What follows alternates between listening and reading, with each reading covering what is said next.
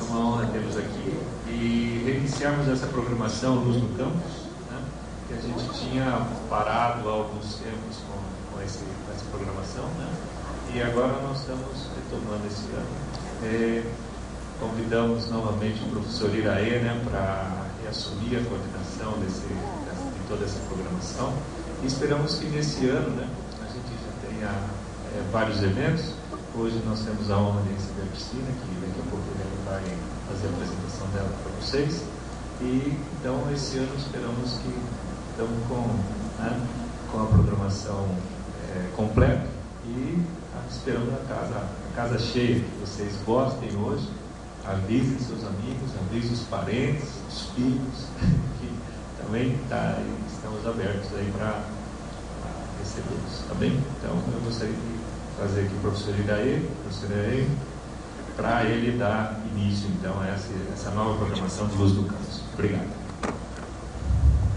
Obrigado ao professor Furtado, é o atual diretor-presidente da Fundação FEPAF, né? Também tem a professora Renata e o professor Liceu, são a nova diretoria da Fundação e que nos apoiou e sempre vai nos apoiar, com certeza, nesse projeto, que foi iniciado realmente pela FEPAF e pela Faculdade de Ciências Agronômicas, né?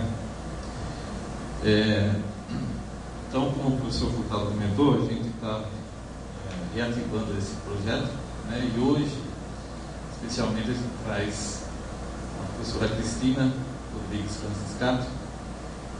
Ela é lá de Bauru, e eu vou comentar com vocês um pouco sobre o currículo dela, o que ela tem feito, né? Então, ela é jornalista, mestre e doutora em literatura grega, antiga, tradutora da tragédia Heracles e Eurípides, tradução do grego para o português. Inclusive, ela tem alguns exemplares desse livro, né? Heracles, ela está com ela aqui. E se alguém se interessar, ela tem alguns exemplares aqui para ver esse livro. R$30, é difícil da gente ter alguém especialista nessa área, né? E ela é tão especialista que ela também organiza uma visita, uma viagem todo ano para a Grécia, ou no caso desse ano vai ser na Grécia, né? A Sicília e alguns locais da antiga Grécia. Essa vai ser em maio, né? Quem estiver interessado em fazer essa viagem com ela, também tem esses folders à disposição.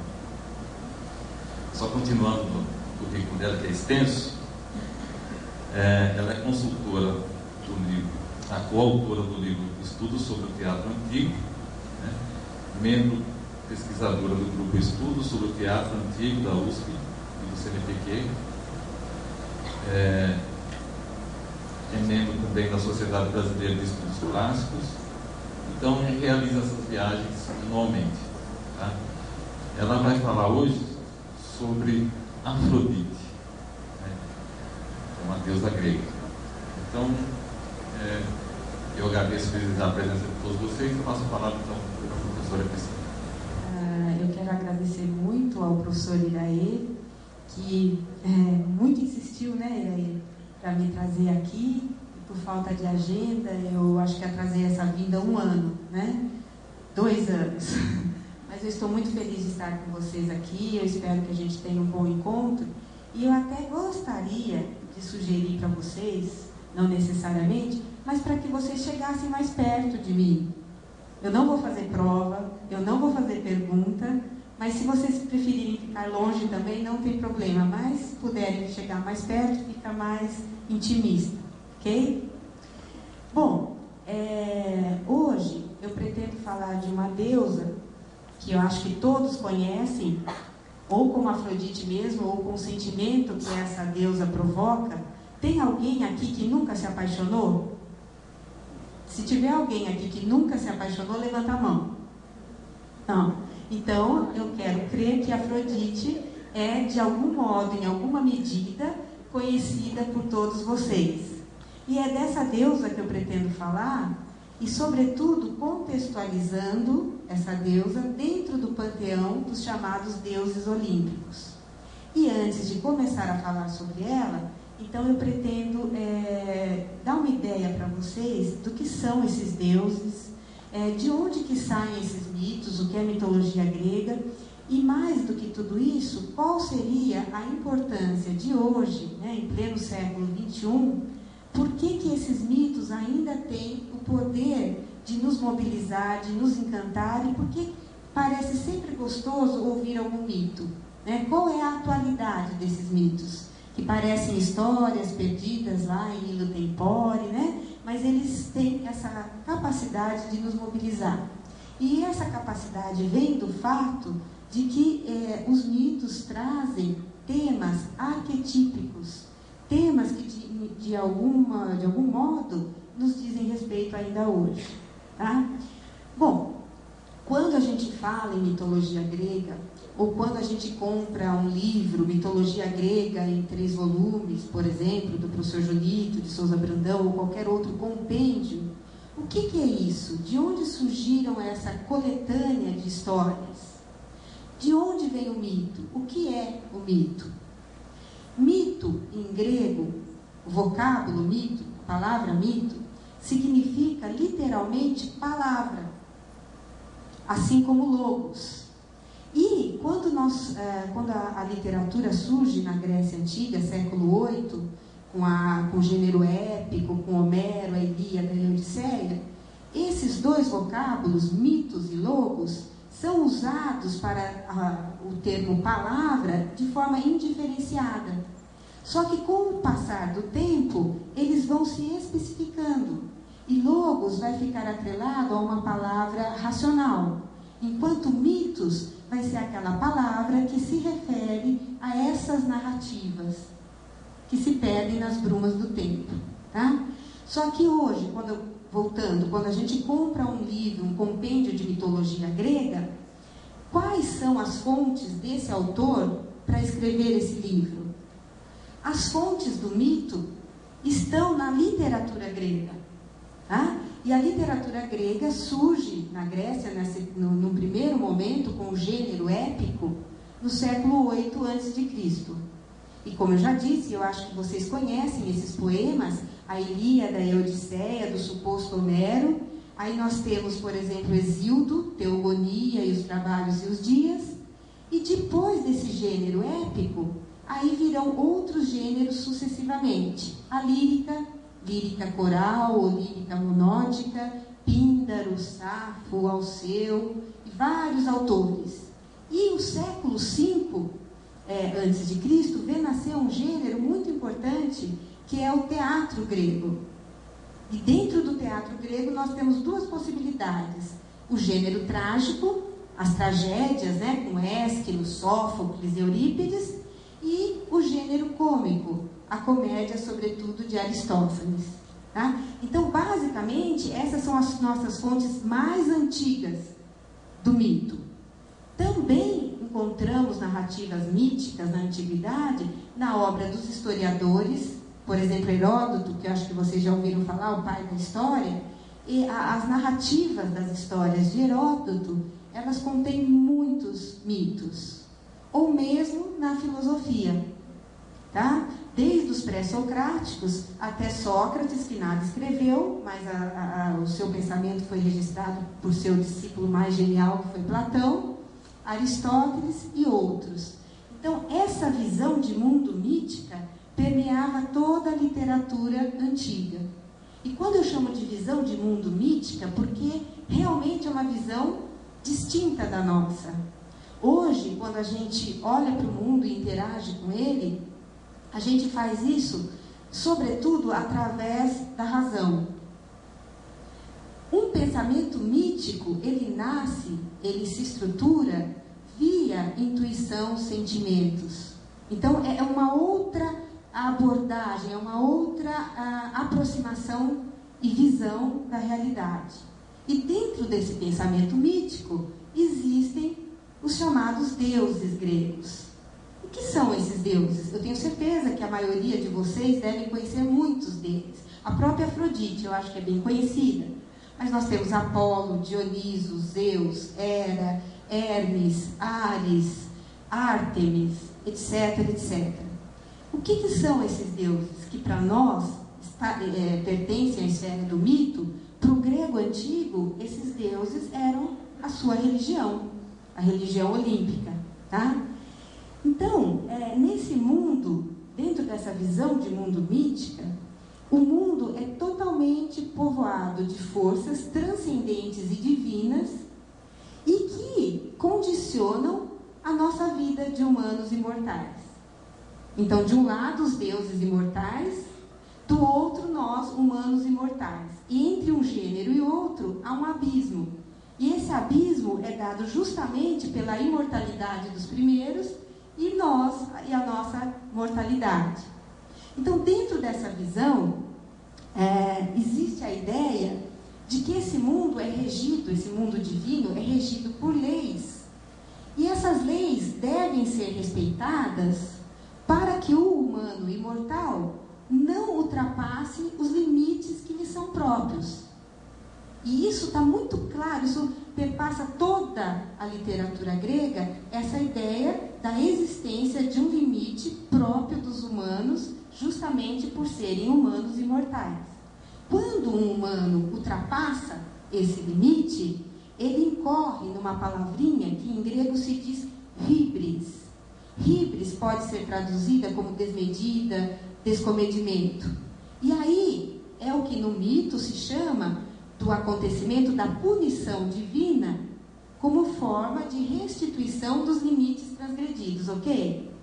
Se durante a minha fala surgir alguma questão, vocês podem me interromper, tá? Eu só não quero que vocês me abandonem, tá bom? Se eu começar a falar muito difícil, se vocês não estiverem entendendo, perguntem, tá?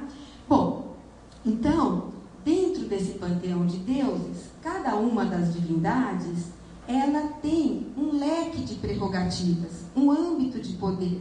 Ela toma conta de uma área das vivências humanas. E Afrodite é a deusa responsável pelas paixões. Na verdade, essa deusa parece, assim, num primeiro momento, uma deusa muito bela, muito atraente, muito interessante, mas eu costumo dizer para os meus amigos que ela é a divindade mais perigosa do panteão olímpico. E aqui eu vou tentar explicar por quê. Até Zeus, que é o senhor, né, o pai dos deuses e dos homens, como ele aparece na Teogonia, ele é senhor de todo o Olimpo, mas teme profundamente Afrodite. E de fato ela vive inspirando em Zeus paixões que criam um problema muito grande entre ele e sua esposa, Hera. Lembram da Hera? Aquela esposa ciumenta, sempre muito presente, sempre muito atenta para as aventuras de Zeus. E a responsável, no fundo de tudo isso, é a Afrodite, tá? Então, agora eu passo a falar especificamente sobre ela. Bom, historicamente, qual é a origem desses deuses, mas sobretudo de Afrodite? Provavelmente, Afrodite tem uma origem oriental. Ela tem muita relação, né, com uma deusa dos fenícios, chamada Astarté, ou Ishtar, dos assírios. Provavelmente o culto de Afrodite tenha vindo do Oriente. Mas existem correntes que atribuem a origem de Afrodite àquela ilha, bem grande ainda, uma ilha grega chamada Creta. Já ouviram falar? Onde se desenvolveu a famosa civilização minoica, na idade do bronze grego. Tá? Então, alguns defendem a ideia de que a origem de Afrodite estaria em Creta. Isso historicamente falando. No mito, nós temos duas genealogias possíveis para Afrodite. Segundo a Teogonia de Hesíodo, alguém que já ouviu falar nessa obra, Teogonia de Hesíodo? É uma obra que, para vocês entenderem, eu vou falar a etimologia dessa palavra, Teogonia. A primeira parte da palavra, Theos, significa Deus, divindade. Gonia vem de um verbo grego que se diz giginomai, que significa nascer, vir a ser, tornar-se. Logo, teogonia significa o nascer dos deuses, o vir a ser dos deuses. Então, nessa obra, esse poeta do século VII a.C., chamado Hesíodo, ele conta como é que o cosmos se formou a partir de um caos original. Tá? Aí ele fala de sucessivas gerações divinas até chegar no Zeus, né, no deus Zeus e os Olímpicos. Tá? Bom, segundo esse poeta, segundo Hesíodo na Teogonia, Afrodite nasceu numa situação muito peculiar que eu vou contar para vocês. No começo, nós tínhamos a Gaia. Gaia é a Terra. Existem duas divindades na Grécia conhecidas por Gaia. Duas divindades que se referem à Terra. A primeira é Gaia, que é a Terra compreendida cosmogonicamente.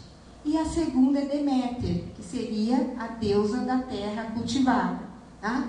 Eu estou falando de Gaia. Gaia, ela se unia ininterruptamente com Urano, por Eros. Então, Uranus é o céu estrelado que sempre cobria, né, Gaia, gerando filhos. E chegou uma hora que Gaia não aguentava mais. E ela pede ajuda aos filhos. E o mais novo, geralmente o mais novo é sempre o mais ousado dos filhos, né? Chamado Crono. Ele fica de tocaia com uma foice à noite. E quando Urano vem para cobrir Gaia, Crono castra o pai. E nesse ato de castração de Urano, o sangue de Urano que cai em Gaia, que cai na Terra, geram 3 seres, que eu quero que vocês prestem atenção, porque essas histórias que eu estou contando, depois eu vou retomar para a gente entender a natureza dessa deusa e todo o simbolismo que ela representa em relação à nossa psique, tá? Então, da mesma forma que se eu quiser conhecer um de vocês, ou se vocês quiserem me conhecer melhor, é interessante saber de quem eu sou filha, quem foram meus pais, meus avós, com quem eu sou casada ou não, quem é meu companheiro, quem são meus filhos, quem são meus irmãos. Conhecendo a família de alguém, a gente começa a ter uma ideia um pouco menos vaga do que seria aquela pessoa. Com os deuses e as genealogias divinas se passa o mesmo. Tá? Então vejam, segundo Hesíodo, voltando na Teogonia, Afrodite nasce desse ato um pouco drástico de Crono. Né? Ele castra Urano. E o sangue que cai na terra gera os gigantes, que são seres descomunais, as eríneas, que quem já leu alguma tragédia grega deve conhecer esse nome, essas deusas terríveis, que são deusas vingadoras de toda desmedida. São deusas também, sobretudo, vingadoras justamente do sangue derramado. Elas eram muito temidas no mito. E o terceiro ser que nasceu do sangue de Urano que caiu na terra foram algumas ninfas das árvores conhecidas como freixos. Aí vocês podem dizer, bom, ninfas, isso já é um pouco mais leve. Não nesse caso, porque era justamente dessas árvores que eram feitas as pontas das lanças, com as quais os gregos guerreavam. Então percebam que essa geração do sangue de Urano que cai na terra é extremamente belicosa e extremamente perigosa. Muito bem, seus órgãos genitais, seus testículos, caíram no mar. E quando eles caíram no mar, isso gerou uma espumarada, e dessa espuma nasceu linda, bela e formosa a nossa áurea Afrodite. Então, aqui já tem uma série de informações sobre Afrodite. Primeiro, como diz um helenista alemão do século XIX, Walter Otto, Afrodite, nesse ato de castração de Urano, ela nasce como a última flor da virilidade incansável de Urano.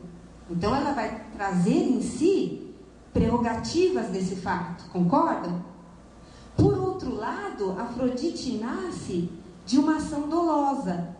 Crono ficou na tocaia e quando Urano veio, ele castrou o pai.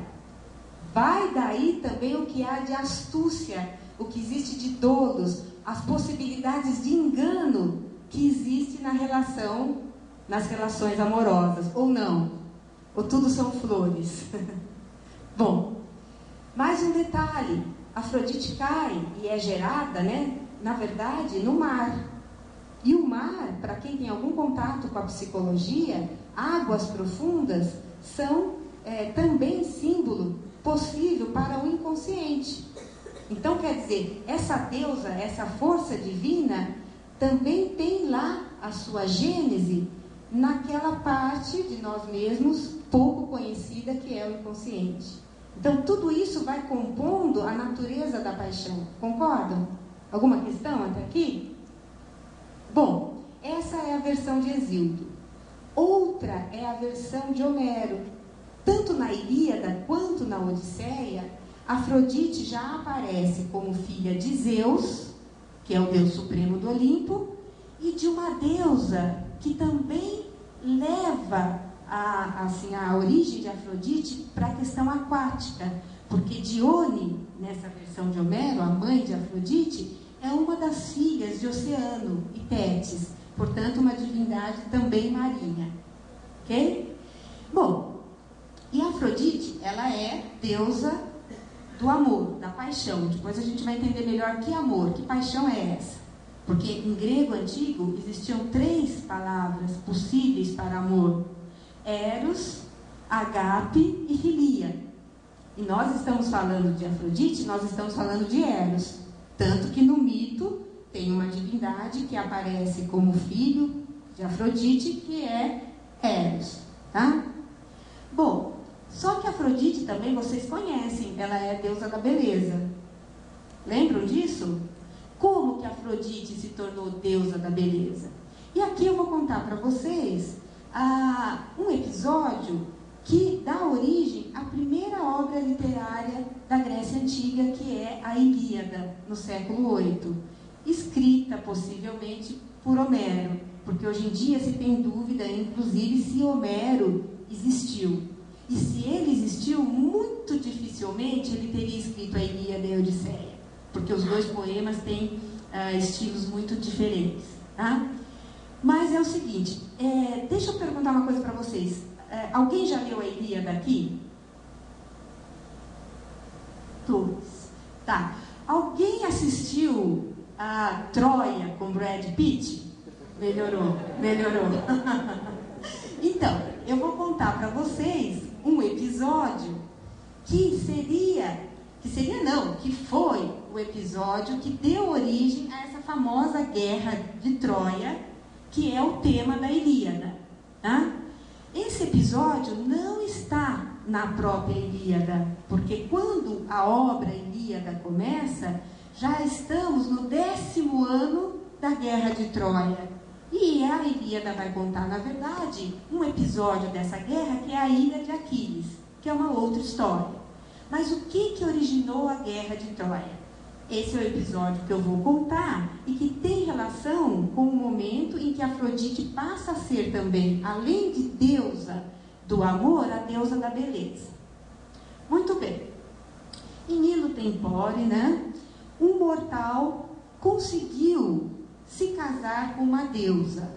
E aqui eu vou contar para vocês o casamento do mortal Peleu com uma deusa marinha chamada Tétis.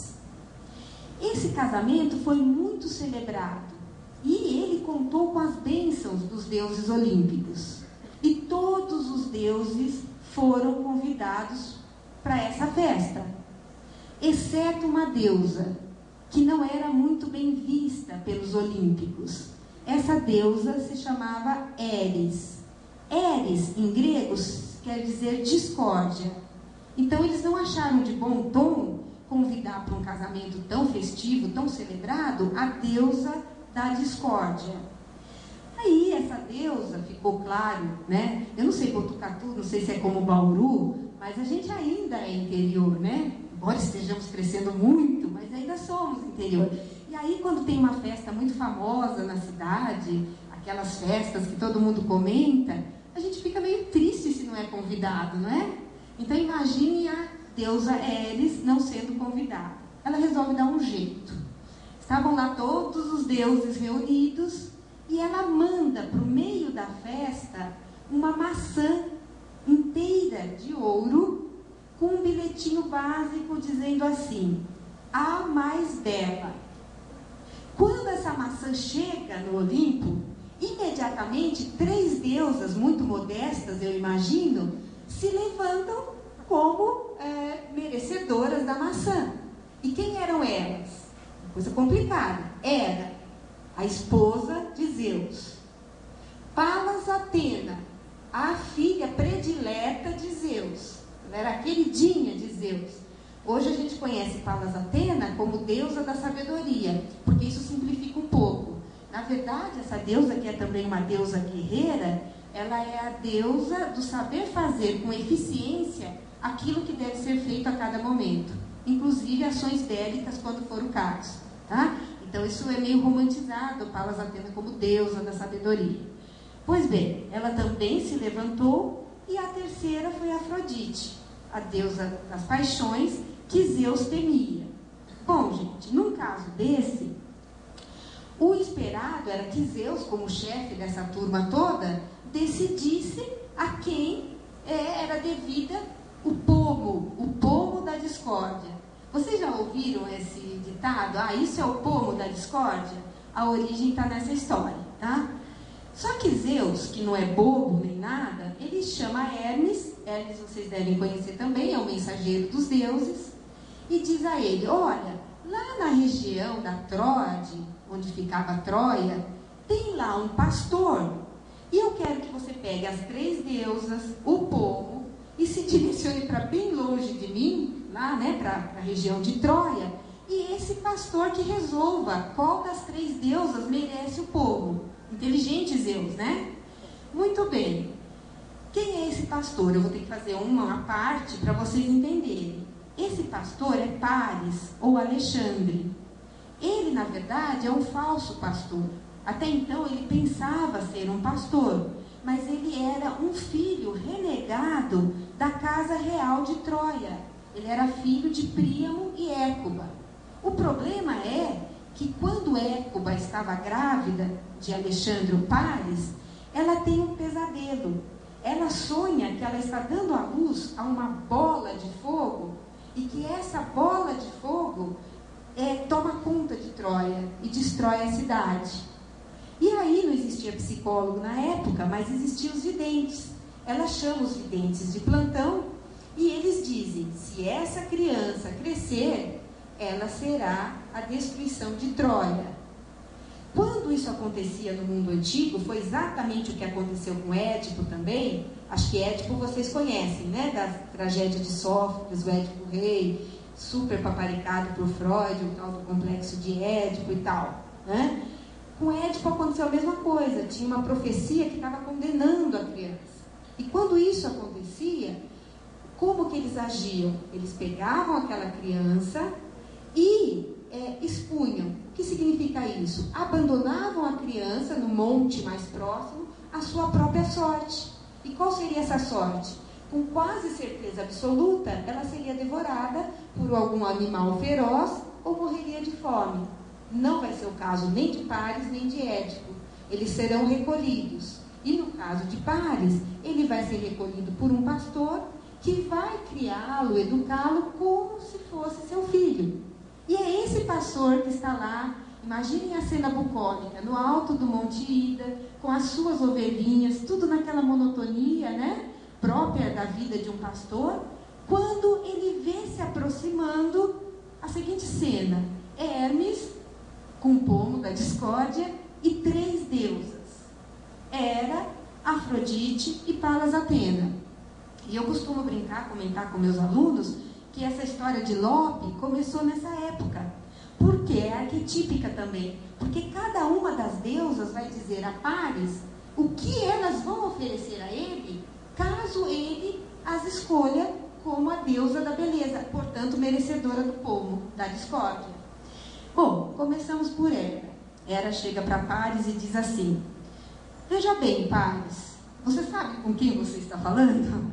Eu sou Hera, sou esposa de Zeus, tá? Portanto, se você me escolher, a partir desse momento, você terá o domínio sobre toda a terra conhecida. Aí vem Palas Atena.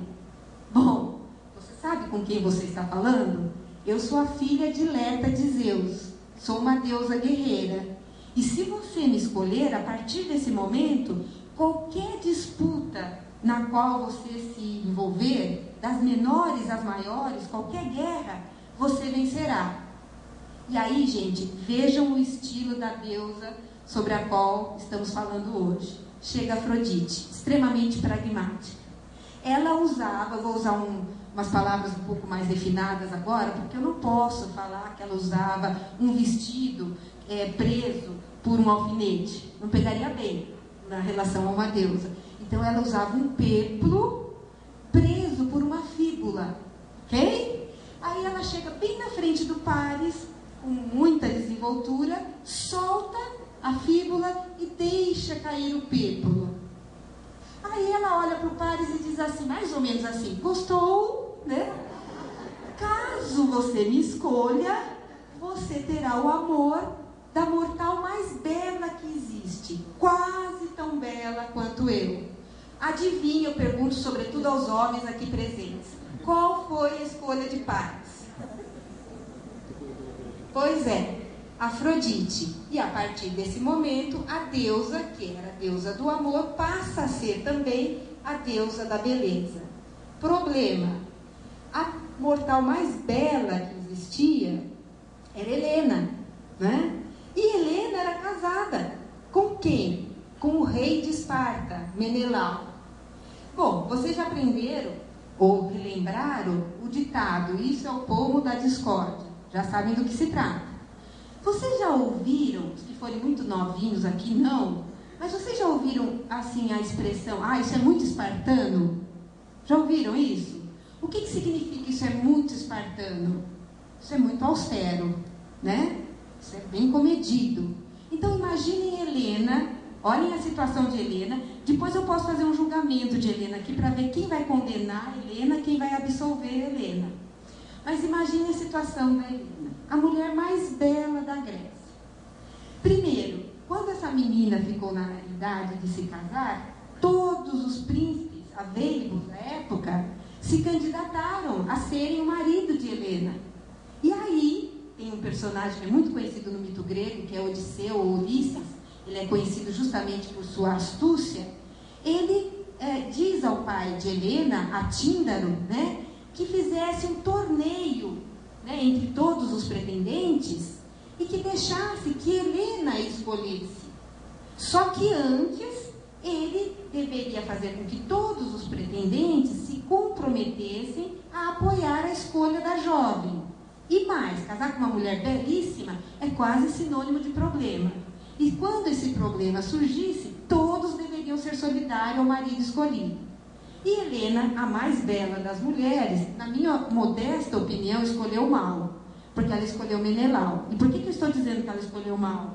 Porque quem ler a Ilíada vai perceber que ele não é lá daqueles guerreiros mais emocionantes da Ilíada, né? Ele, sabe, assim, bom, mas não vou entrar em detalhes também sobre Menelau, porque isso seria fofoca, né?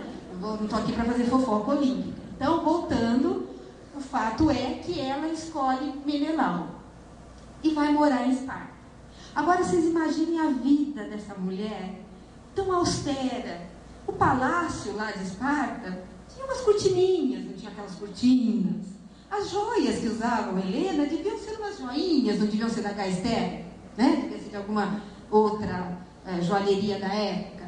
E aí, num determinado momento, ela vem chegando, e isso é sério, gente, tanto no mito quanto na história, existe uma divisão entre gregos e orientais que é dada pela austeridade dos primeiros, dos gregos, né, de uma vida comedida, de uma vida, como diz o oráculo de Apolo em Delfos, buscando a justa medida, e do Fausto oriental.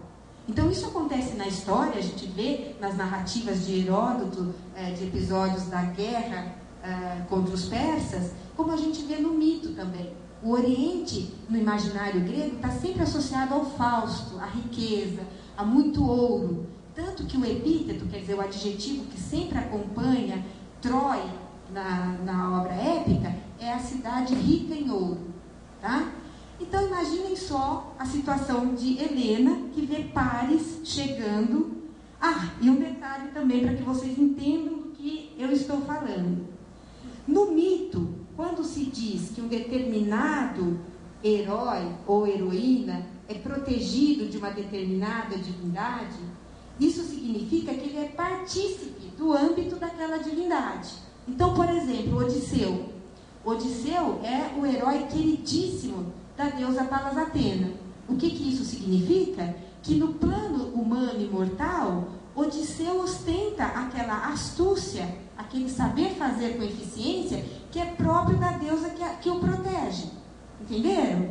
Então, dizer que um mortal é partícipe de Afrodite, ou protegido por Afrodite, significa que ele é muito bom nas artes de Afrodite. Tanto que Paris, o epíteto que acompanha Paris na Ilíada é Theoides. Traduzindo do grego, isso significa de formas divinas. Então, Paris devia ser belíssimo, era protegido de Afrodite. Imagine o susto de Helena vendo chegar Paris e ainda, assim, de quebra, lotado de ouro. Coitadinha de Helena, não é ou não? Aí, dizem as más línguas que ela foi de bom grado com Paris. Mas algumas versões contam que ele teria raptado Helena. Seja uma situação ou seja outra, Helena é raptada, e isso, lembrem vocês daquele acordo que existia entre os pretendentes, fez com que todos os reis da Grécia se unissem para ir buscar Helena de volta. E isso deu origem à famosa Guerra de Troia, cujo episódio da Ilha de Aquiles é contado na obra Ilíada. Se vocês forem ler a Ilíada, vocês podem ficar decepcionados, porque essa história que eu contei aqui não está lá. Ela está numa obra perdida, que chegaram só fragmentos até nós, que em grego se diz Takípria. Kípria, Cipris, né, em português transliterano, é um outro nome de Afrodite. Então, é nessa obra que está esse episódio que eu contei. Tampouco, quando a gente termina de ler Ilíada, a gente vê terminada a Guerra de Troia. Porque quando termina a Ilíada termina com os funerais de Heitor, morto por Aquiles, mas as muralhas de Troia estão lá bem inteiras. Ok? Alguma dúvida até aqui? Algum comentário? Tudo bem? Bom, então essa é a têmpera da nossa divindade, né? Ela é a deusa da paixão. E detalhe, isso é muito importante esclarecer. Quando eu digo que Afrodite é deusa do amor, ela é deusa, sobretudo, do amor erótico, sabe? Do amor, da paixão, que faz com que as pessoas se unam e procriem.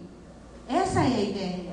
A nossa ideia, a nossa concepção de um amor romântico é uma construção tardia, não é da época grega antiga.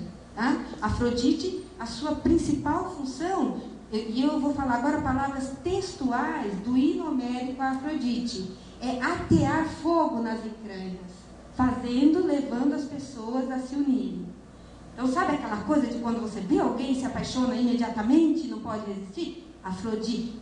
Hoje nós dizemos, estou apaixonada. Um grego antigo diria, Afrodite me ekei, quer dizer, Afrodite me tem. Isso é outra diferença que mostra, que nos dá assim, relances do que era essa visão de mundo grega antiga. Por exemplo, hoje, quando a gente tem pavor de alguma coisa, eu, por exemplo, tenho de barata, né? Então eu falo, tenho pavor de barata. Jamais um grego construiria uma frase, eu tenho pavor. Ele diria, pobos me ekei, quer dizer, o pavor me tem. E vejam quanta sabedoria existe nessa construção gramatical. Porque quando a gente tem pavor, não é a gente que tem o pavor que nos tem. Então, da mesma forma, no que diz respeito a Afrodite, quando alguém sentia as entranhas pegando fogo, né, aquela coisa de você não poder olhar para o outro, quem lê os poemas de Safo, ela coloca muito bem o que é a força de Afrodite, né? Então, o que acontece? Quando eles se apaixonavam, eles sabiam que necessariamente eles estavam transitando no âmbito de Afrodite. Portanto, a maior sabedoria possível, se é que é possível sabedoria nessas circunstâncias, é saber como funciona essa divindade e tentar atrair um olhar benéfico de Afrodite, porque senão o amor, a paixão, pode ser sinônimo de muito, mas muito sofrimento. É ou não é? Então hoje, Afrodite, né, como Afrodite não está mais aqui, não tem templos, a gente não honra Afrodite, né? Porém, aquela força cósmica e também psíquica, né, que os gregos nomeavam como Afrodite, continua igualmente, poderosamente atuando sobre nós. Ou alguém aqui discorda disso? Discordem. Tem alguém que discorda? Não. Vocês concordam, então? Ótimo. Porque senão vocês correriam o risco de serem Hipólito. Alguém aqui, isso é importante, alguém aqui conhece esse personagem, que é um personagem trágico, da tragédia grega, de uma obra de Eurípides, uma obra homônima, chamada Hipólito. Alguém conhece a história de Hipólito aqui? Quem já leu? Levanta a mão. Ninguém. Precisamos trazer a tragédia ao campus. Porque é verdade, isso é... E outra, gente, todo mundo fala, porque eu esqueci de explicar para o Iraê, mas eu trabalho com literatura grega, claro, né? Só que dentro da literatura grega eu trabalho com tragédia. E dentro dos autores trágicos, eu trabalho com Eurípides. E todo mundo, assim, quem me conhece, né, quem convive comigo, fala, nossa, Cristina, mas você trabalha com tragédia, você fica lendo tragédia. Eu diria, usando uma palavra grega, que é extremamente apotropaico. Já ouviram essa palavra? É bem grega, significa, é algo que afasta o mal. Tá? Porque é catártico. Aristóteles já falava na poética, né? A obra trágica é catártica. Então ali você entra em contato com questões muito viscerais, muito profundas das mazelas humanas, mas você sai daí, de certa forma, purificado dessas mesmas emoções. Bem como dizia Aristóteles. Mas por que eu estou dizendo isso? Para falar de Hipólito. Porque até agora eu contei como ela se tornou a deusa da beleza. Eu acho que antes de falar de Hipólito, que é importantíssimo, porque mostra o que acontece com aqueles que negam essa força divina chamada Afrodite, eu vou contar para vocês um episódio que está no hino homérico 5, a Afrodite, que conta o amor da deusa por um mortal chamado Anquises. Já ouviram falar do Anquises? Acho que vou parar de fazer pergunta chata. Não vou perguntar mais. Mas Anquises era um rei também da região de Troia. Ele era primo de Príamo, que era o rei troiano da guerra de Troia. Tá? Muito bem. O que acontece nesse episódio? Afrodite, um dos epítetos dela, um dos adjetivos que acompanha a deusa, é Filomeides. Filomeides significa sorridente. Então, Afrodite é a deusa do sorriso fácil, o sorriso da sedução. Tá? E esse sorriso a gente sempre encontra nos lábios de Afrodite, segundo o mito, quando, sobretudo, ela causa o que ela vem para causar, né? E mais, quando ela acaba causando para as divindades uma espécie de downgrade. O que significa isso? É um ser divino e mortal se apaixonando por um simples e pobre mortal. E quantas mortais não foram amadas, por exemplo, por Zeus, por obra de Afrodite? Então chegou uma hora que Zeus, sendo todo-poderoso, ele resolve se vingar e faz com que Afrodite usa do seu poder de Deus Supremo do Olimpo e faz Afrodite experimentar do próprio veneno. E ela se apaixona por Anquises, esse príncipe também da região de Troia. E o que é interessante aqui, que é narrado nesse hino homérico, é a epifania de Afrodite ao ir ao encontro de Anquises.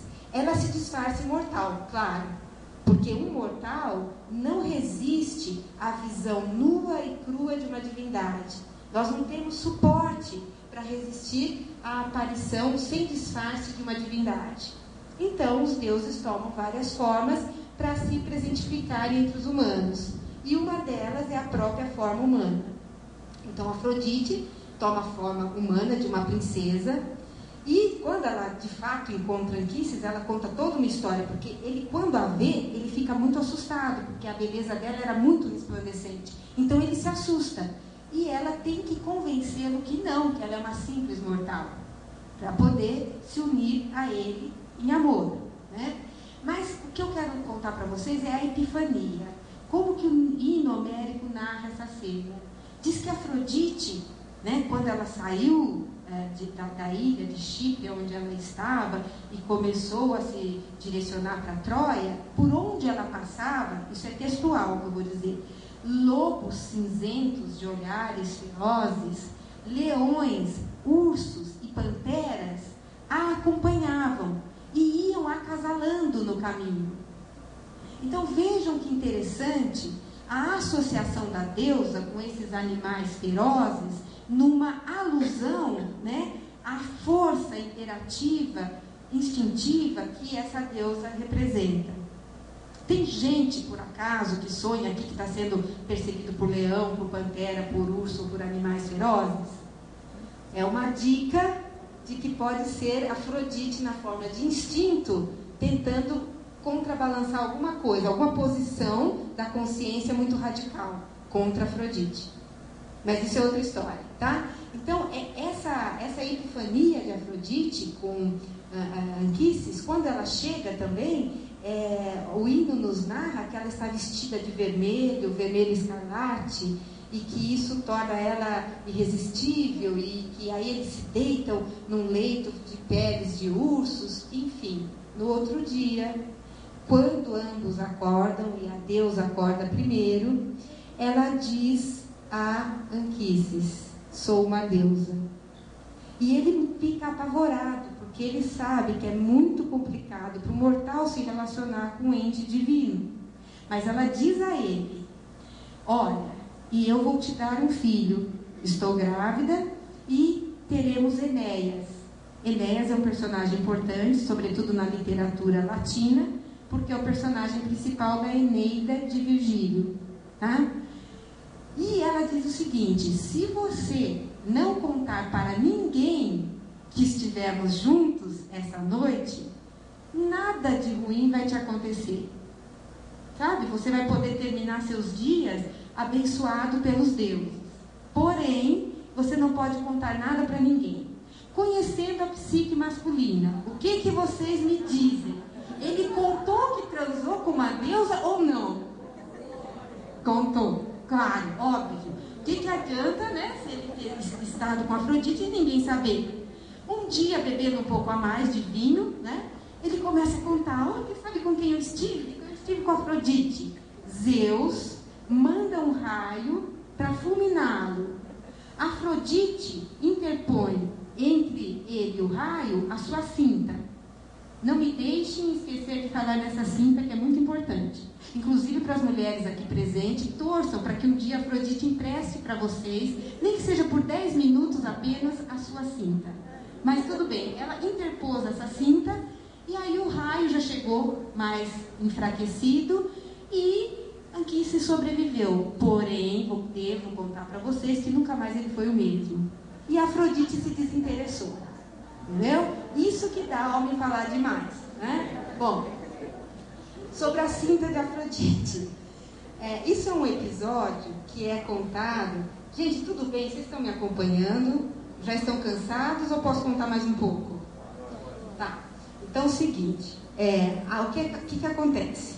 Na Ilíada, chegou uma hora que os deuses estavam divididos. Uma parte deles era pró-gregos, a outra parte pró-troianos. E eles chegaram a se animar a um tal ponto que eles começaram a guerrear entre eles, dentro da própria guerra de Troia, né? Tem até uma passagem muito sábia em que Poseidon vai atacar Apolo, e Apolo fala: escuta, mas o que é isso? Você perdeu o juízo? Como é que nós, imortais, vamos lutar por homens que num dia só florescem, verdejam e no outro dia murcham? falando da efemeridade dos mortais, né? Bom, mas enfim, nesse panorama, chegou uma hora que Zeus falou: chega dessa bagunça, eu não quero mais nenhuma divindade olímpica se metendo na guerra de humanos e mortais. Só que os deuses não gostaram. E o que é pior, os aqueus, ou seja, os gregos, estavam perdendo a guerra neste momento. E aí Poseidon desobedeceu Zeus e atuou na guerra. E a Hera, que era também pró-gregos, Poseidon e Hera estavam do lado dos gregos, ficou super contente, mas Zeus não podia saber. E aí Hera resolve dar um jeito muito feminino na situação. Para isso, ela tem que convencer Afrodite a emprestar a determinada cinta. Só que ela não pode chegar e falar a sua verdadeira intenção, para que ela quer a cinta, porque a Afrodite, que está do lado dos troianos, não iria emprestar. Então ela chega para Afrodite e diz assim: olha, sabe Oceano e Tétis? Oceano e Tétis são divindades mais antigas, né? Não são divindades olímpicas, mas são divindades primordiais, Oceano e Tétis. Então ela diz para Afrodite: veja só, Oceano e Tétis andaram passando por problemas assim, de casais muito complicados, e essas mazelas os afastaram do mesmo leito. Então eu estou querendo fazer uma visitinha e levar a sua cinta emprestada para que Tétis use e que tudo volte ao normal entre o casal divino. E Afrodite falou: então toma, porque quem usa essa cinta não tem erro, tudo dará certo. Só que Hera tinha outras intenções. Ela se retira para um dia de spa day divino, né? Ela se embeleza, ela passa ambrosia, ela passa néctar, ela fica lá e coloca a cinta de Afrodite e chega para Zeus.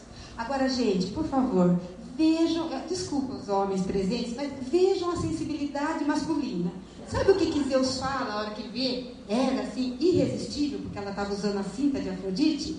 Ele fala: nossa, você... Eu vou falar com as minhas palavras, né? Não as palavras de Zeus, mas ele diz algo assim: nossa, você está maravilhosa, inclusive você está mais atraente do que todas as mulheres que eu tive, e começa a nomear, mais que Semele, mais que isso, mas olha só. Mesmo assim, Hera devia ter uma inteligência emocional muito grande e tinha um propósito, uma astúcia para levar a cabo. Ela finge que não ouve, eles têm lá uma noite maravilhosa de amor, e Hera dessa forma nocauteia Zeus. E Zeus dorme por dias em seguida, né? E aí todos os deuses aproveitam e correm e voltam para a guerra. Vocês estão entendendo o poder de Afrodite, o poder da cinta de Afrodite? É por aí, tá? Bom, então, deixa eu ver se tem mais alguma coisa assim gostosa para falar de Afrodite, porque agora eu vou tentar mostrar para vocês o lado tenebroso dessa divindade. E depois a gente vai entender na prática o que isso pode significar. Tá? Bom, então eu passo, né, para terminar a parte de historinhas, eu passo a contar para vocês uma coisa mais complicada, que é a história de Hipólito, tá? A tragédia Hipólito, tragédia de Eurípides, de 428 a.C. Quem é Hipólito? Hipólito é um filho bastardo de Teseu. Teseu se casou com Fedra. Fedra é uma princesa minoica. Porém, antes ele tinha tido uma fé com uma Amazonas e com ela teve esse filho, Hipólito. Então, Hipólito já é um jovem, assim, em torno dos seus 18, 19, 20 anos, quando Teseu se casa com Fedra e tem com ela outros filhos. Muito bem. Teseu tem um problema. Teseu é rei de Atenas. Ele tem um problema lá, porque alguns primos o desafiam e tentam tomar o poder, e ele precisa matar esses primos. Aí rezava a lei da época, que quando alguém mata alguém numa determinada cidade, ele precisa ficar exilado por 1 ano. E durante esse ano, Teseu, Fedra, sua esposa, eles vão para Trezena, onde mora esse enteado de Fedra, esse jovem Hipólito. Qual é a característica de Hipólito? Hipólito é devotíssimo de uma outra divindade grega chamada Ártemis, ou Diana, no nome latino. E Ártemis, qual é a característica de Ártemis?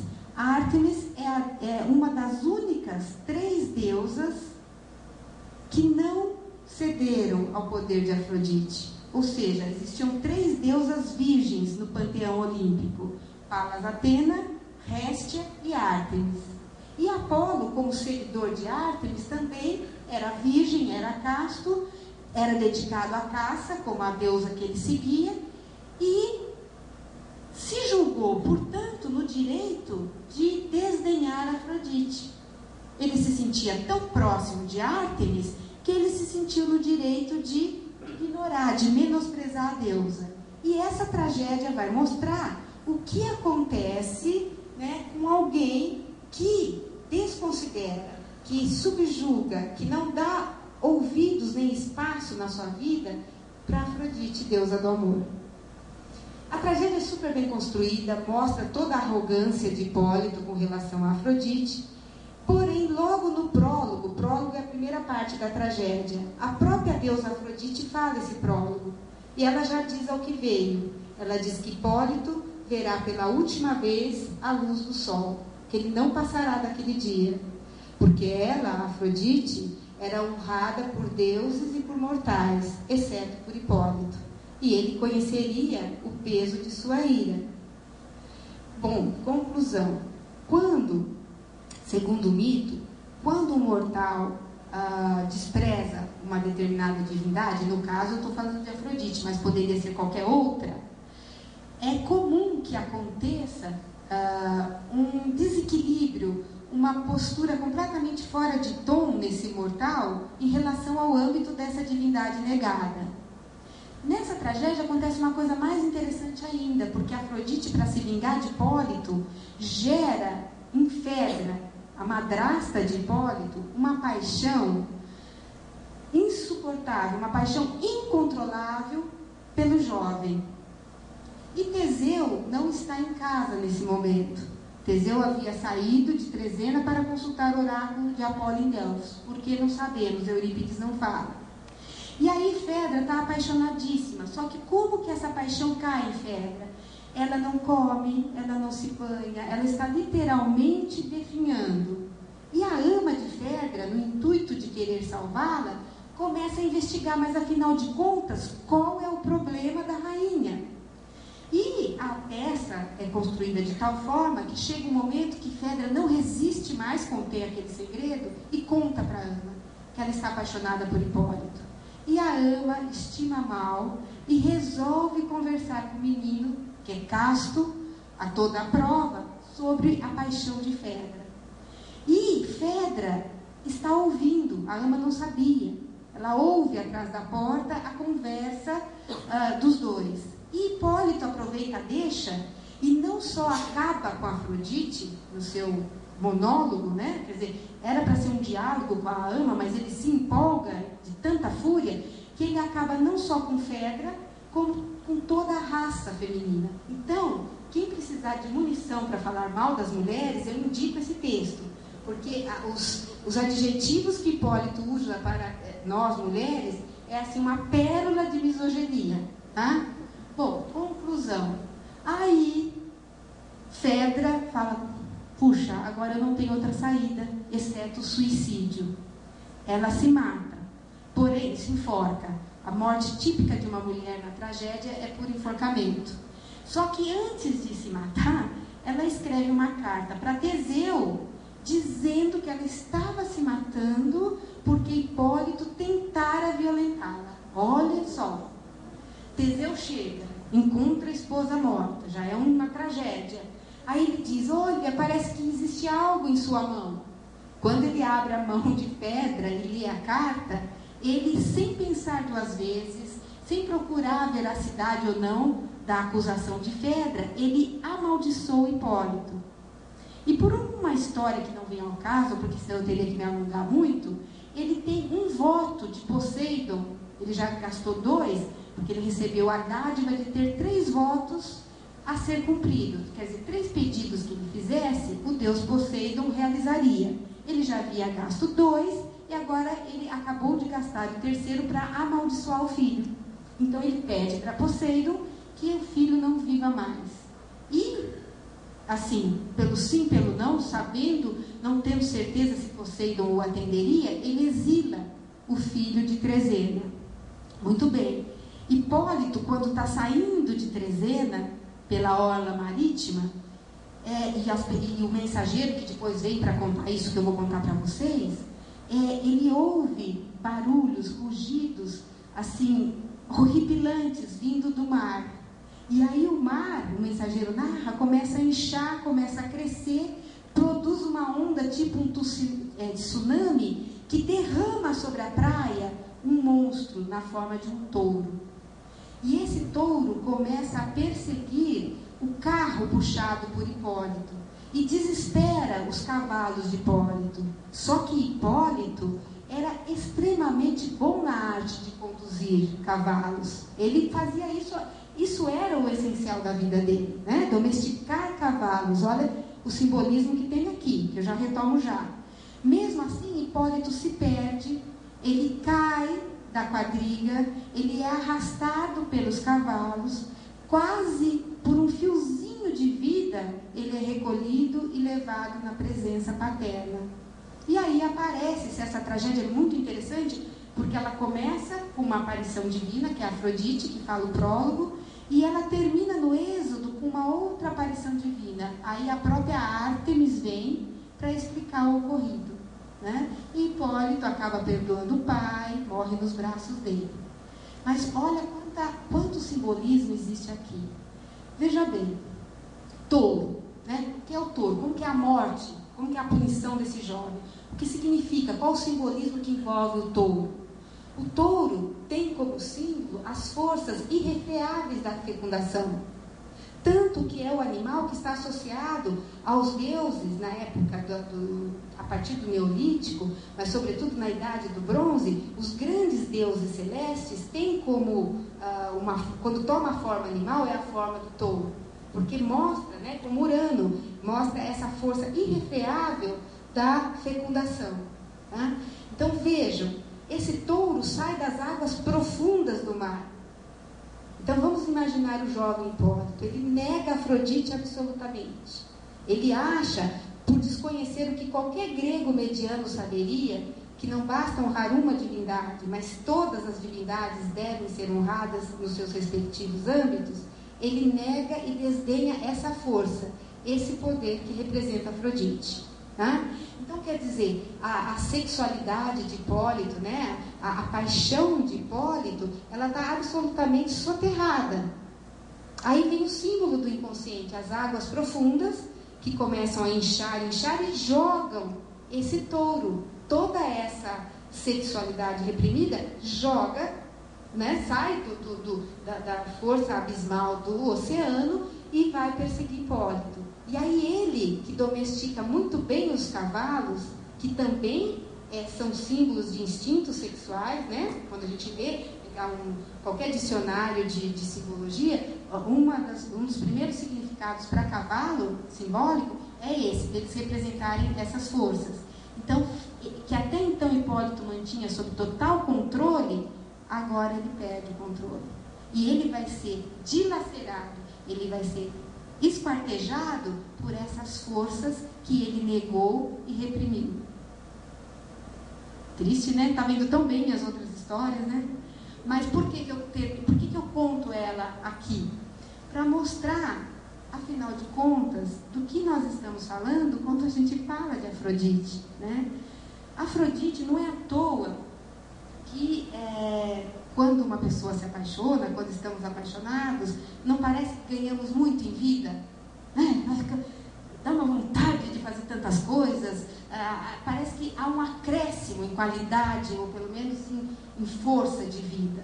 Porque Afrodite representa a própria vida. Sem essa força cósmica, que os gregos nomeavam Afrodite, nenhum de nós estaria aqui, né? Então a proximidade com essa deusa é uma proximidade da própria vida. Um dos epítetos de Afrodite, traduzindo, significa aquela que retarda a velhice. Então, enquanto Afrodite estiver próxima, a gente se garante em alguma medida. A hora que ela nos abandona, não tem mais jeito, não é? Então, Afrodite simboliza isso. E isso mostra, e toda a tragédia é construída, eu indico que vocês leiam essa tragédia, mostrando todo o poder de Afrodite. Então, tem alguns cantos, eu vou até terminar um canto dessa tragédia que eu traduzi, que eu trouxe aqui para mostrar para vocês, que mostra o poder de Eros e Afrodite. E esse canto é assim, estrategicamente colocado na tragédia antes da dilaceração de Hipólito. Então, para mostrar o tipo de poder que ele negou e pelo qual ele foi destruído. Ok? Então, gente, essa história dos deuses gregos, que pode ser divertida em algum momento, mas traz uma simbologia muito profunda. Se a gente estudar cada um deles, dentro Apolo e Dioniso, eu tenho uma matéria que eu escrevi, saiu, eu dou muito curso para psicólogo, psicanalista, porque eles trabalham, eles têm muito como matéria-prima o mito, né? E saiu uma matéria na revista da Sociedade Psicanalítica de Porto Alegre, faz alguns meses, sobre Apolo e Dioniso, como forças complementares e antagônicas no mito e na psique. Então, eu estou comentando isso para dizer que cada uma dessas divindades, quando a gente se aprofunda, a gente percebe que dentro dessa construção, dessa visão mítica de mundo, há uma sabedoria embutida muito grande. Só que é uma sabedoria simbólica. Se a gente não conseguir penetrar no simbolismo que esses deuses trazem, a gente não vai entender. Vão ser histórias bonitas, vão ser interessantes também, mas a gente vai perder muito. Quando, na verdade, quanto mais a gente se aprofunda no conhecimento dessas histórias, sobretudo das tragédias, a gente aprende muito sobre questões da alma humana. E eu queria saber o seguinte: alguém gostaria de fazer alguma pergunta sobre Afrodite? Alguém tem alguma dúvida sobre Afrodite? Porque a minha ideia é o seguinte, eu vou parar de falar, mas eu não queria que a gente que terminasse o nosso encontro. Aí eu gostaria de dialogar com vocês, porque eu imagino que vocês devam ter questões sobre Afrodite, ou sobre os deuses, ou sobre o mito. Tá? Para terminar, antes de abrir para isso, eu vou ler uma passagem para vocês. Deixa eu ver se eu acho aqui, que é do Hipólito, né? Já que eu falei tanto que eu terminei com Hipólito, eu vou ler algumas passagens, poucas. Bom, Fedra, ao entrar em cena, tomada de paixão pelo enteado, confessa a ama. Ela diz o seguinte: desatadas estão as articulações dos meus membros. A palavra que ela usa em grega é lysemeles. Esse é um adjetivo que diz assim, soltar os membros. Sabe quando assim você está... os membros não respondem ao seu desejo de movimentação?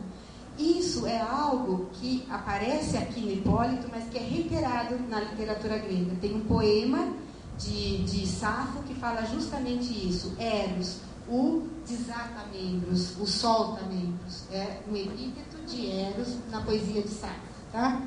Bom, quando a ama toma consciência da paixão de Fedra por Hipólito, ela lamenta, ela diz o seguinte: mesmo os sensatos, todavia a contragosto, apaixonam-se por males.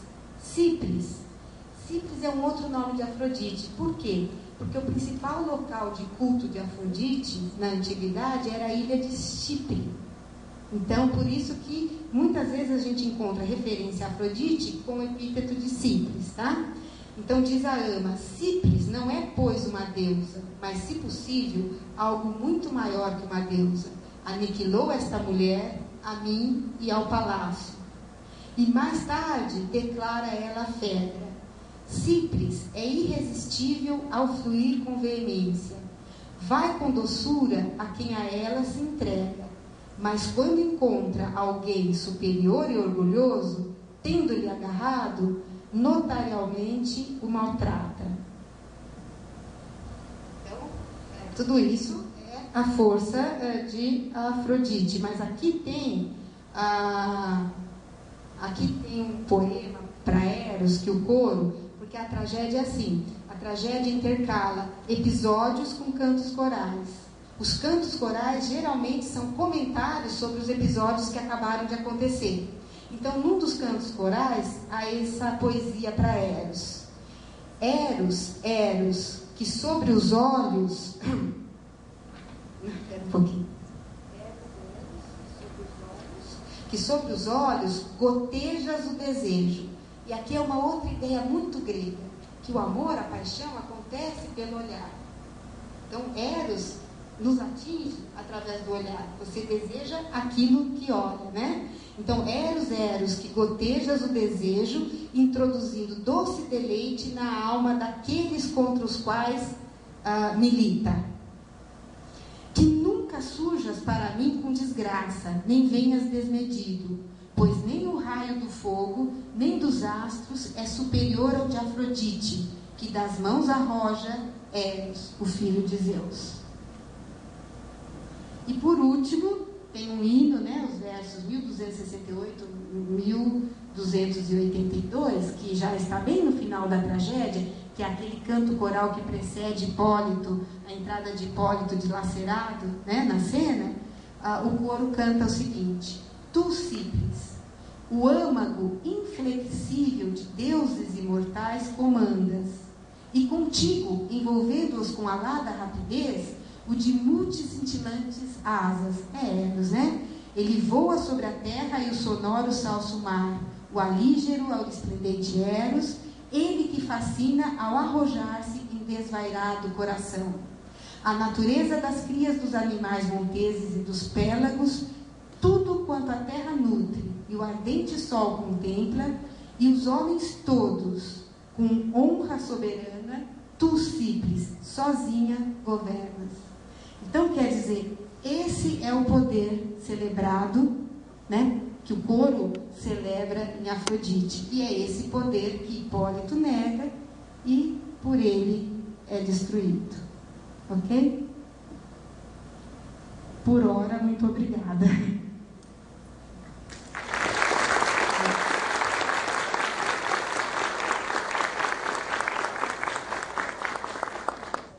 Anos atrás, mais ou menos, eu ensinei uma peça que era As Troianas do Eurípides. Maravilhosa peça. Eu era Écuba. Tão novinha, já foi Écuba? Com uns 15, 16 anos, mais ou menos. No Tuca, em São Paulo. E eu me lembro de uma fala da Écuba, quando eu encontrei Helena. Perfeito. Que foi dificílimo de decorar, porque eram páginas. Perfeito. Né? E que ela... acabava com a Helena, né? Por ter, enfim, causado toda a guerra e feito com que seu filho se apaixonasse por ela e tivesse todo o transtorno da guerra de Troia. E aí agora eu fiquei pensando, né? Então eu não sabia dessa história desse sonho premonitório que ela teve, né? Da bola de fogo e tal. Mas esse momento em que ela maldiz a paixão, tem isso, de alguma maneira, a Afrodite vai atuar nisso, causando a tragédia total ali no fim, ou não? Tem só a ver com essa premonição inicial, ou a Afrodite está presente nesse resultado? É uma passagem interessantíssima, só que ela é uma criança ainda e já interpretou Écuba, que era a pobre rainha desvalida, né, de um dia para o outro perdeu tudo, nessa peça magistral de Eurípides chamada Troianas. O que acontece? Eurípides tem duas peças, Écuba e Troianas, né? E essas duas peças têm um tema em comum. Fala a sorte, né, a má sorte das mulheres troianas ao final da Guerra de Troia. Porque os homens foram todos mortos e as mulheres formaram um lote de cativas e cada uma ia ter um destino. E Écuba, como a rainha de Troia, que perdeu 50 filhos, perdeu o marido, perdeu a riqueza, perdeu tudo, ela está ali no comando dessas cativas. E tem uma cena genial em que é um encontro da sogra, de certa forma, né, de Écuba com Helena, na frente de Paris. Porque Écuba tem o objetivo, na frente de Menelau, porque Écuba tem uma motivação muito clara, que é fazer com que Menelau mate Helena. E Helena tem um objetivo muito claro, que é se defender, né, e não ser morta. Então começa assim a discussão. Primeiro fala Helena, E depois vem a resposta de Hécuba. E Helena diz o seguinte: vejam, agora faz de conta que eu sou Helena, eu vou me defender, vejam o que vocês acham. E depois vem a resposta de Hécuba. Helena diz o seguinte: olha, que culpa tive eu? E ela narra isso que eu narrei para vocês do julgamento das deusas. É nessa passagem, é uma das fontes para essa passagem. Ela narra aquele julgamento das deusas. E aí ela diz o seguinte, ecoando o inomérico a Afrodite: se vocês querem me punir, punam, mas vocês serão superiores a Zeus, porque até Zeus, que é o chefe de todos os deuses, é escravo dessa, ou seja, é escravo de Afrodite. E assim se defende Helena, querendo dizer, ela não tem culpa nenhuma, ela foi uma vítima de Afrodite. Que culpa tem ela se nem Zeus consegue fazer frente a Afrodite, como Helena, uma pobre mortal, faria? Aí a resposta de Hécuba é magistral, né? Pelo que eu me lembro, ela diz assim: isso é bobagem. Porque, detalhe, gente, tem uma coisa, Eurípides, dos três trágicos, é o mais racionalista. Ele tem muita influência dos sofistas, e a sua obra, a sua fala, ecoa alguns questionamentos sobre a veracidade dos mitos. Então, na boca de Hécuba, ele já vai questionar o julgamento de Paris. Ela diz assim: escuta, isso não tem cabimento, o seu argumento. Por quê? O que ia querer dentro desse julgamento? Se ela já é esposa de Zeus, acaso ela gostaria de um esposo melhor ainda?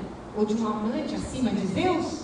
E Palas Atena, ela, por opção própria, ela pediu a Zeus, né, para permanecer virgem. O que ela ia estar fazendo nesse concurso? Não, você, teu nus. E essa palavra nus é muito importante, porque é aquilo que no mortal mais se aproxima da divindade. A gente pode traduzir por espírito, por exemplo, o nus. E, literalmente, a frase de Hécuba é: teu nus, ao ver meu filho. Aí ela deu uma de mãe, porque ela começa a frase dizendo assim: dentre todos os mortais, o meu filho é o mais belo, e teu nus, ao vê-lo, tornou-se Cíperes. Eu estou fazendo a tradução literal da passagem do verso. O tradutor dá uma... Mas é exatamente isso que Hécuba diz. Teu nus, vendo meu filho, tornou-se Cíperes. E aí, Eurípides propõe uma etimologia muito interessante para Afrodite. Ele diz: não é à toa que Afrodite começa com o mesmo nome que a loucura, Afrocine, porque Afrodite é a responsável por todas as loucuras. Assim diz Hécuba. E isso, eu não tenho uma lousa aqui, mas acompanhe a minha fala. Em grego, Afrodite se diz Afrodites. E um dos termos para loucura, em grego, se diz Afrocine. Então percebam que tanto Afrodites como Afrocine começa pela palavra afro. E é isso que Hécuba diz. Então perceba que Afrodite é responsável por todas as loucuras. Então, neste caso, eu te diria que Hécuba está fazendo uso de algo que era muito próprio dos gregos, que é da retórica e da oratória, sobretudo nesse momento, para defender a sua posição. E ela não disse, ela não fez nenhuma inverdade em relação a Afrodite. Portanto, ela não tem por que ser punida. Afrodite é isso mesmo. Entendeu? Ela não está... O problema de Hipólito, ao contrário do problema de Hécuba nessa passagem, é que Hipólito nega completamente a força de Afrodite. O poder de Afrodite é como se ele pudesse desenhá-la. Aqui Hécuba está ecoando a natureza do poder de Afrodite, que é, antes de mais nada, entre aspas, mediante a razão e o uso da razão, enlouquecedor. E ele dá essa outra etimologia. E eu aproveito para contar para vocês que eu esqueci que, na verdade, Hesíodo já dá etimologicamente para o nome de Afrodite, ele relaciona o afro com afros. Afros se diz da espuma formada no mar. Então, Afrodite chamaria Afrodite porque nasceu das espumas do mar. E aqui Eurípides propõe que não é à toa que Afrodite começa como Afrocine, porque Afrodite é a deusa que gera as muitas loucuras. Então, a Afrodite, por exemplo, no reino animal, assim, ela gosta muito, os sacrifícios da Afrodite eram feitos de pombas. E os pardais são muito relacionados à Afrodite também. Então, eu tenho uma amiga psicóloga de Araçatuba, e uma vez ela está sozinha. Então, na noite ela exala aquele perfume maravilhoso, planta de Afrodite. O que mais? Maçã. Maçã é a fruta de Afrodite. Né? Então, faça um altar na casa de vocês, coloquem rosas, plante uma murta. E nunca, em hipótese alguma, espante pomba. Ao contrário, alimente. Entendeu? No episódio de Guerra em Troia, você falou então que Hera faz Zeus adormecer, né? Depois de umas noitadas aí, né? Sim. E daí os deuses vão para a batalha de Troia. Então esse também é o poder de Afrodite, nesse caso, de levar até os outros deuses todos para a guerra. Tá, então vamos recapitular, porque daí eu já fecho essa ideia. Lembrando, então Afrodite, filha de Urano, aquela força do acasalamento. Então isso está no âmbito da deusa. O dolo, né? O dolo dos jogos amorosos, os jogos de sedução, os enganos que acontecem numa relação amorosa, também são dados pela gênese da deusa, que é produto de um dolo, né? Da castração de Urano. Os irmãos de Afrodite já contam, né? Erinhas, gigantes, as ninfas. Então, quer dizer, aí já é uma primeira aproximação de Afrodite com esse âmbito da guerra. Quem era o marido de Afrodite? Nem falei disso, ninguém perguntou. Quem é o marido de Afrodite?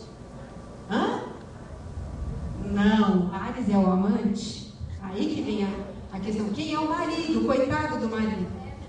Éfeso não, Hefestos. Alguém falou Éfeso, né? Éfeso é a cidade que fica na Ásia Menor, hoje é Turquia. Hefesto, ou Vulcano, no nome latino, é o marido de Afrodite. Então, vou precisar contar para vocês rapidamente, essa historinha para mostrar a relação de Afrodite com Hefesto e Ares. E aí vem a resposta da relação de Afrodite com a guerra, tá? Bom, seguinte, essa história que eu vou contar para vocês está no livro 8, no canto 8 da Odisseia. Conta o mito que Afrodite era casada com Hefesto. Isso também conta algo sobre Afrodite, porque quem é Hefesto? Hefesto é o artífice dos deuses. Nada é impossível para Hefesto. Tudo que for criação é do âmbito de Hefesto. E o quanto não existe, né, no apaixonar-se, na paixão, quando você quer conquistar alguém, quanto não pode existir também de artimanhas, de artefatos para levar ao que você deseja, né? Só que ela, quem mobiliza mesmo Afrodite é Ares. E Ares é o deus da guerra. Então conta Homero, através da Odisseia, que toda vez que Hefesto saía, ou para a ilha de Lemnos, que é onde ele tinha lá também um ateliê, ou então para o Monte Etna, na Sicília, segundo outras fontes, mal ele saía, Ares vinha e eles tinham lá as suas relações amorosas. Só que eles tomavam cuidado, porque no mito tem uma divindade que tudo vê, e que é o fofoqueiro dos deuses. Quem é ele? Hélios, o Sol. Tá? Então, o que eles faziam, o casal de amantes? Eles colocavam um jovem chamado Alectrion bem na porta da alcova para acordá-los minutos antes do carro de Hélio passar sobre eles. Um dia, esse jovem dorme. E aí, Hélios vê e vai e conta para o marido. Primeiro, o destino desse jovem. Ele foi transformado num galo, que é obrigado a cantar necessariamente antes do nascer do sol. Então, galo em grego se diz alectro. E o que aconteceu com Hefesto? Uma coisa que agora conselhos práticos do mito. Homens presentes, nunca façam o que Hefesto fez. Ele pegou. Bom, a primeira parte é bem interessante, daria até para fazer. A segunda que eu condeno um pouco. Ele, como é um artífice poderosíssimo, ele fez uma teia de ouro tão fina, que era praticamente invisível. Ele saiu, falou, tchau querida, estou indo então para lá, tá? Volto daqui um mês. Mal ele saiu, veio Ares. Quando os dois se deitaram no leito de Hefesto e Afrodite, aquela teia se fechou.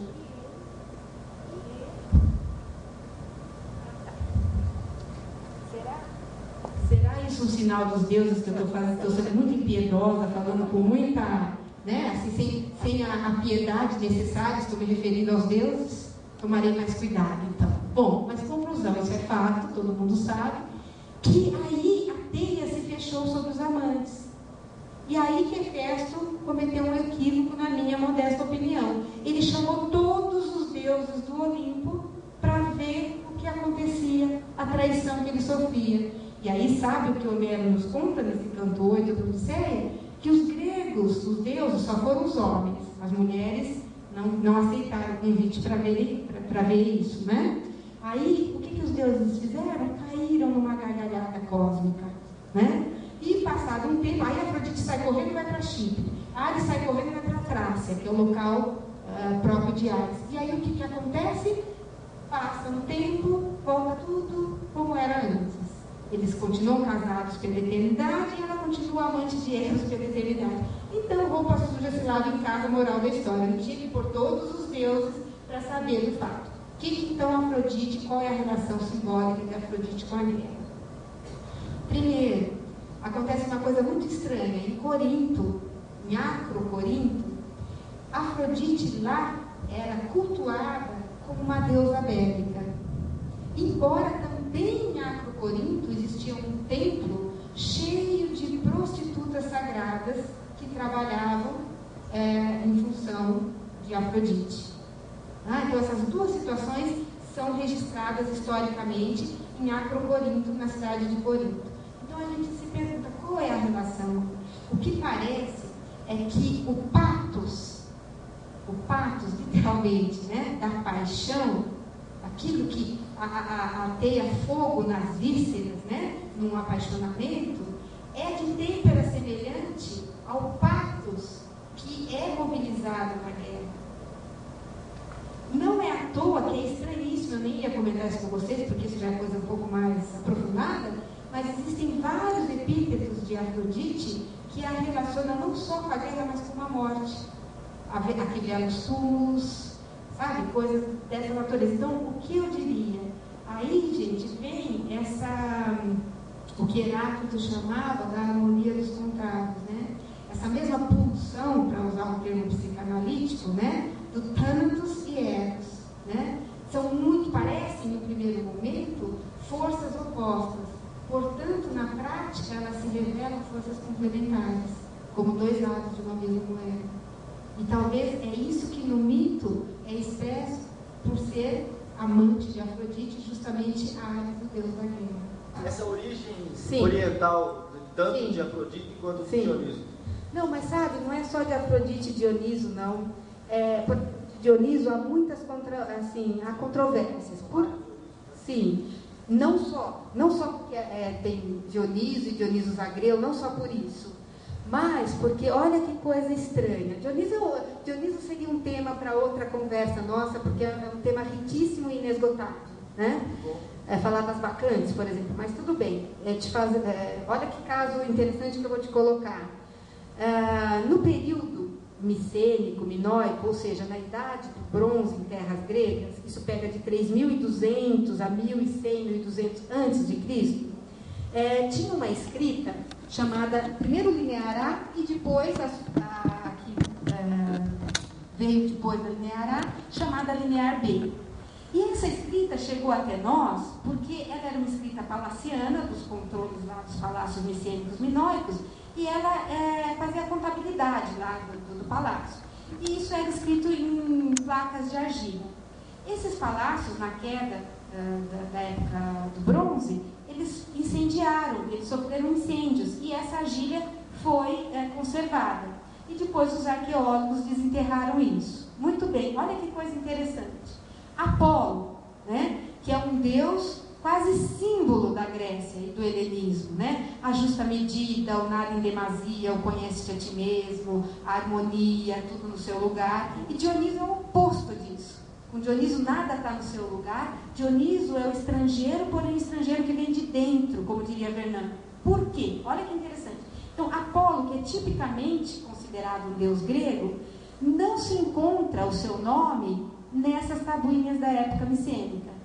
Apolo vai aparecer pela primeira vez na Ilíada, século 8 a.C., não existe nenhuma referência anterior a Apolo. Enquanto que Dioniso, que é cantado em prosa e verso como um deus que vem do Oriente, ele encontra-se nas tabuinhas encontradas no Palácio de Pilos. Por isso, talvez, que Vernon, não que ele tenha falado dessa forma, mas por isso, talvez, que ele diz que Dioniso é o estrangeiro, porém estrangeiro que vem de dentro. Então, falando numa linguagem psicológica, Dioniso representa o outro em nós. Né? Por conta disso, ele sempre foi considerado meio que estrangeiro dentro da própria Grécia. Nunca ele foi assimilado como tão grego quanto Apolo, mas ele está lá, já está em terras gregas na época micênica minoica, enquanto Apolo devia estar, mas não quis a sorte que o nome dele chegasse. E para Apolo também existem muitas teorias de alguns helenistas que dizem que a origem de Apolo também é oriental, ele seria da Frígia ou da Lícia. Então, na verdade, acho que existia uma comunidade de divindades que eram comuns nesse período, na época da Idade do Bronze, entre Grécia e o Mediterrâneo Oriental. Daí que Afrodite... E outra, tem uma coisa também. Às vezes não é a Afrodite que vem, não é a Astarté que virou Afrodite ou Ishtar. Porém, eram grandes divindades femininas com características semelhantes aqui e ali. E que em algum momento há um sincretismo entre elas. Tem essa possibilidade também. Esse negócio de estrangeiro que vem de dentro, também para Afrodite, pensando numa outra interpretação do amor, né? O estrangeiro que mas é que esse eu falei estrangeiro que vem de dentro, que é uma terminologia mesmo usada por Vernon especificamente para Dioniso. Mas Afrodite é uma divindade que nos causa muita estranheza, né? Que também nos coloca em contato com as vísceras, né? E a gente gosta de estar sempre muito composto, né? Com a persona muito bem colocada, e o amor vem. Olha, tem uma frase muito, muito interessante nas Bacantes de Eurípides. Quando as Bacantes de Eurípides é uma tragédia, né, que conta a tentativa de Dioniso, voltando para a Grécia, de ser honrado em sua própria terra, que era Tebas. E ele faz muitos prodígios, ele está disfarçado no sacerdote de si próprio, faz muitos prodígios. O mensageiro de Penteu, que é o rei que combate Dioniso, vê e faz o seguinte comentário com o próprio Penteu, né? Não é fraca essa divindade. Eu não sou ninguém, eu sou só um mensageiro, mas se eu fosse o rei, eu consideraria a hipótese de honrar esse Deus em Tebas. E aí ele, ao descrever os prodígios, ele termina dizendo assim: sem oinos é vinho, não há cipres, nem aos mortais qualquer alegria. Então, nessa frase textual de Eurípides, ele correlaciona Dioniso a Afrodite, porque oinos é vinho, mas vinho é a prerrogativa de Dioniso. Sem oinos não há cipres, não há Afrodite, e nem aos mortais qualquer alegria. Então, o que simbolicamente está embutido nessa frase? Sem a flexibilização das fronteiras que proporciona Dioniso, não dá para acontecer a paixão, que é a natureza de Afrodite. Mais alguém? Mais ou menos. Primeiro, existem vários Eros, né? Essa ideia de Eros que a gente tem, que é aquele menininho alado, né? O Cupido, né? É uma ideia um pouco tardia dentro da literatura grega. Primeiro que em Hesíodo, Eros é uma das 4 divindades primordiais. Então, ele precede Afrodite em Hesíodo. É o problema que eu falei da fonte, né? E quando Eros é colocado como filho de Afrodite, a diferença é que ele é o instrumento, como nesse poema que eu li, ele é o instrumento operacional de Afrodite. Tá? Então, é e não é. Afrodite é a força da paixão em si. E Eros é como se fosse uma extensão da deusa, que operacionaliza essa força. Ok? Mais alguém?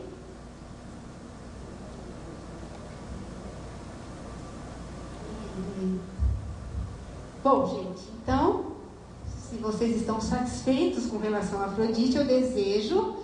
vou fazer uma invocação agora, então, para terminar, uma invocação.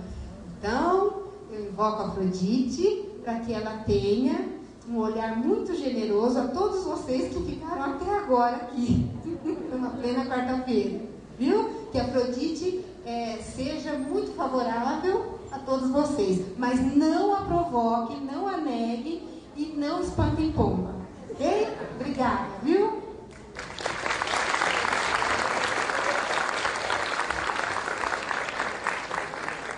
Eu só gostaria de agradecer, então, a professora Cristina pela excelente palestra e oferecer para ela, então, um certificado da FEPAV, né, pela sua apresentação, e também uma sacola da nossa fundação, da nossa faculdade, contendo 2 livros filosóficos para você, editados aqui pela nossa fundação também, tá bom? E agradeço também a presença de todos vocês e até uma próxima.